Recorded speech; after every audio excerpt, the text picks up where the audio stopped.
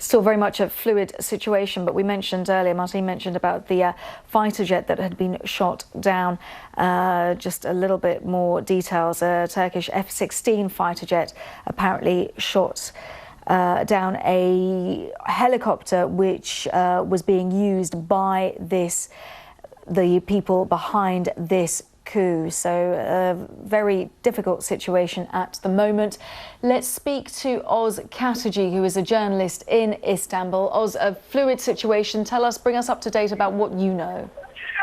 At the moment, I can use...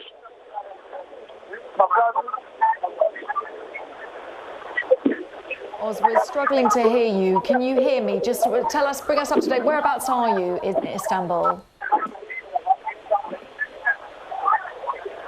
Well, apologies. I can hear you loud and clear. OK, let's give it another go. Oz, whereabouts are you? Thank you very much. Well, as we can hear, struggling to hear Oz, but you can appreciate the difficult situations going on at the moment. Thank you. Well, speaking in Moscow, the US Secretary of State John Kerry said that he hoped for stability in Turkey. We've heard the reports that others have heard. I don't have any details at this point in time. I hope there will be stability and peace and continuity within Turkey. But I have nothing to add with respect to what has transpired at this moment. John Kerry speaking a little earlier. We've been hearing from the BBC's Laura Trevelyan in Washington, and she told us how the US Secretary of State had been reacting further to that statement. He said he hoped for stability and continuity in Turkey.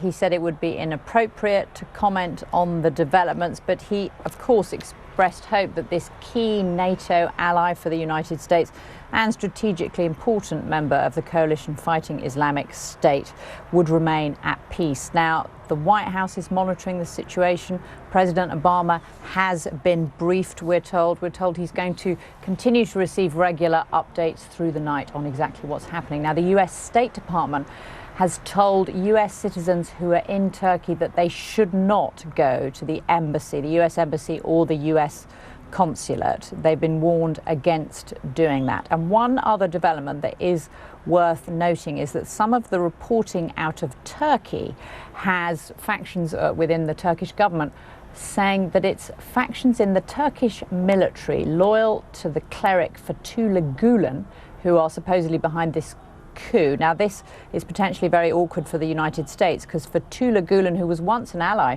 of President Erdogan, he's a cleric, a preacher, an important religious figure. He has, since the 1990s, lived in self-imposed exile here in the United States, in Pennsylvania. In fact, the BBC got a rare interview with him just a couple of years ago.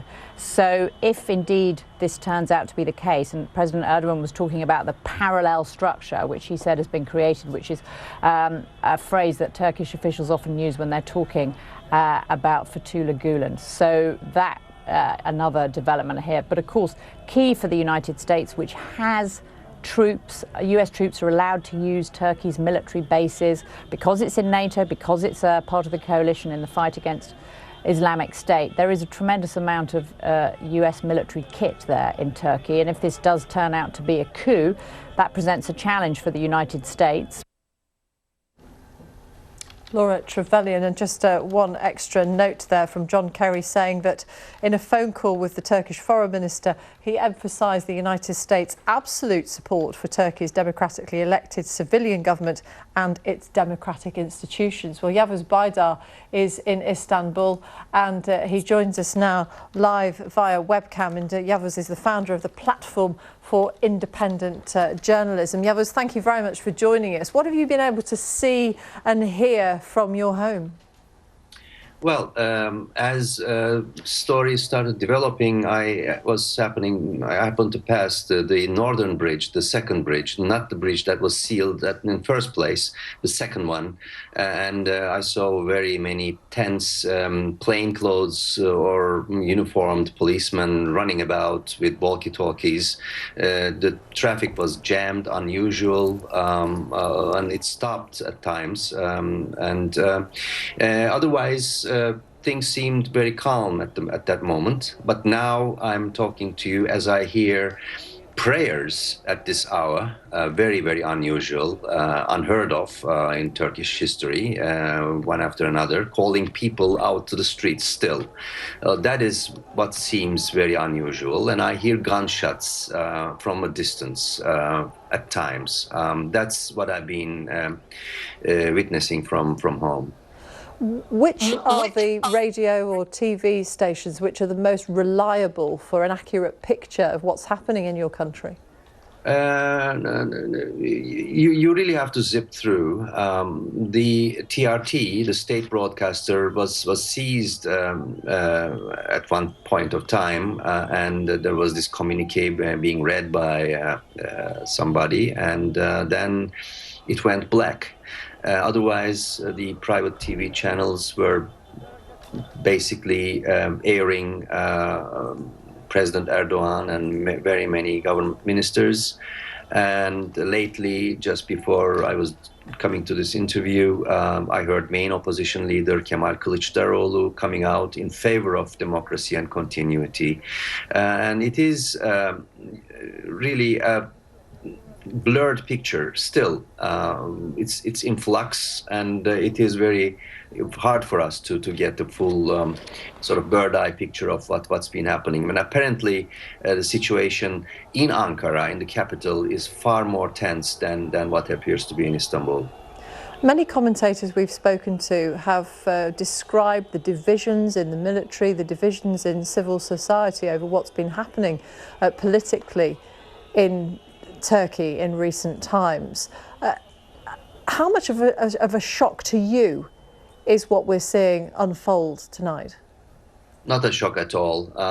We feared what happened was what we feared most as observers, as independent journalists.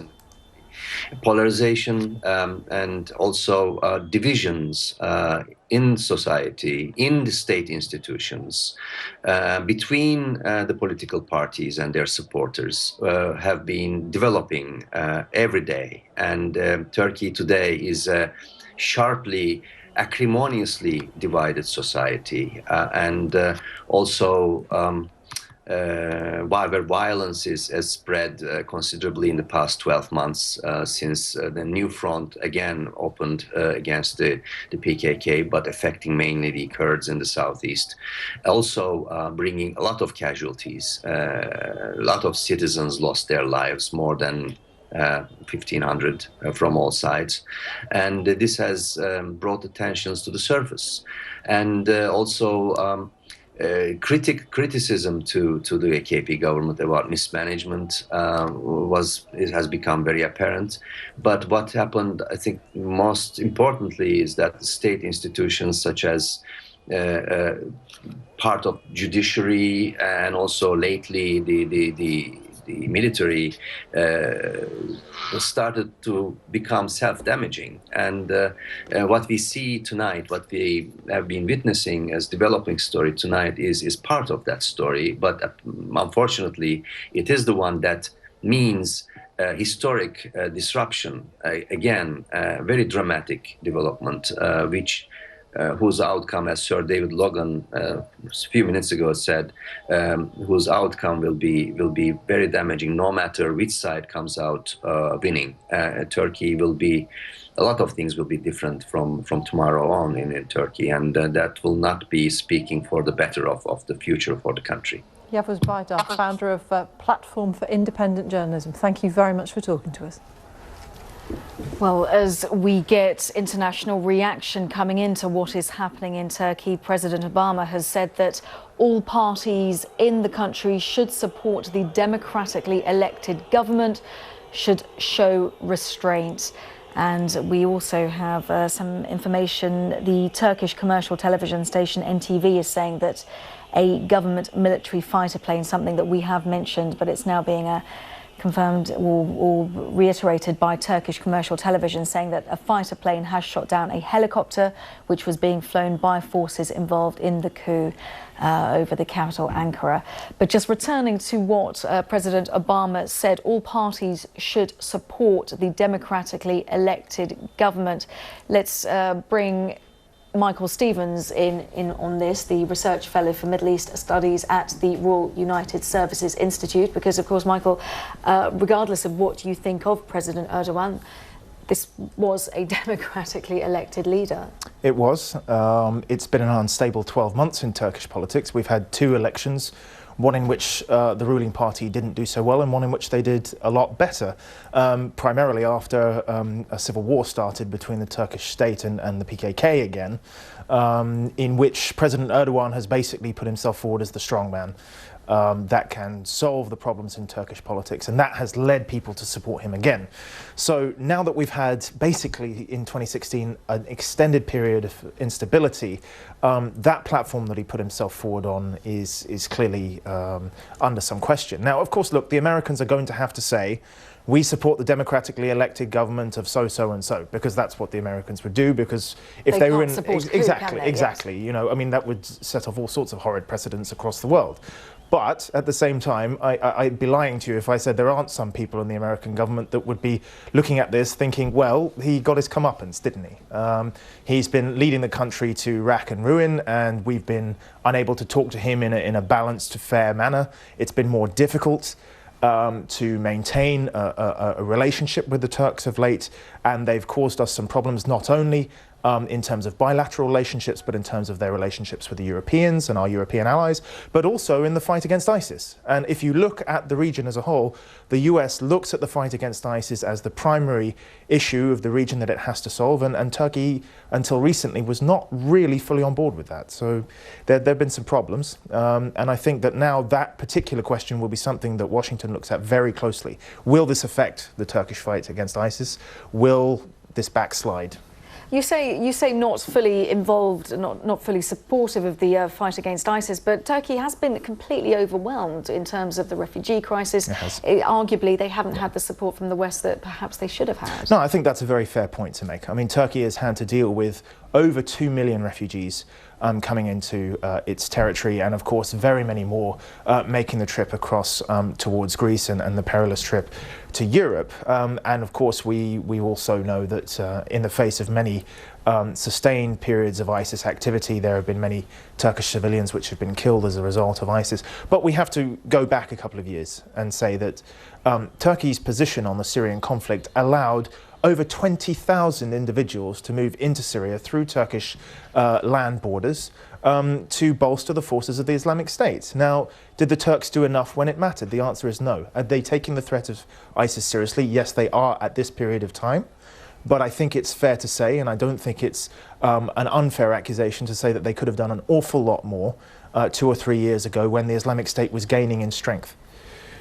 Should the European Union have done more to bring Turkey into the fold, so to speak? Well, it's a complicated issue. I mean, there have been 20 years of negotiations which have stalled and then moved forward. There have been issues about Cyprus.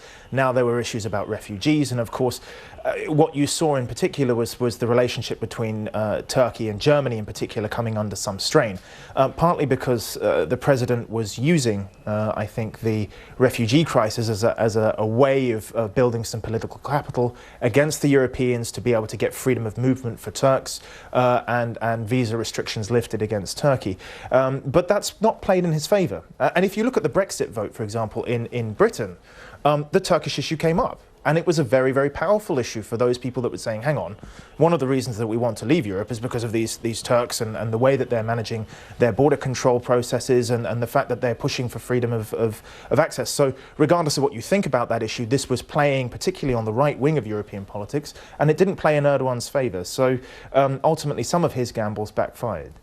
Do you think that Erdogan can get a grip on what is happening when we assume he's going to come back to take to the capital, just to sort things out? Do you think he can do that? Has he gone too far? Well, he can try.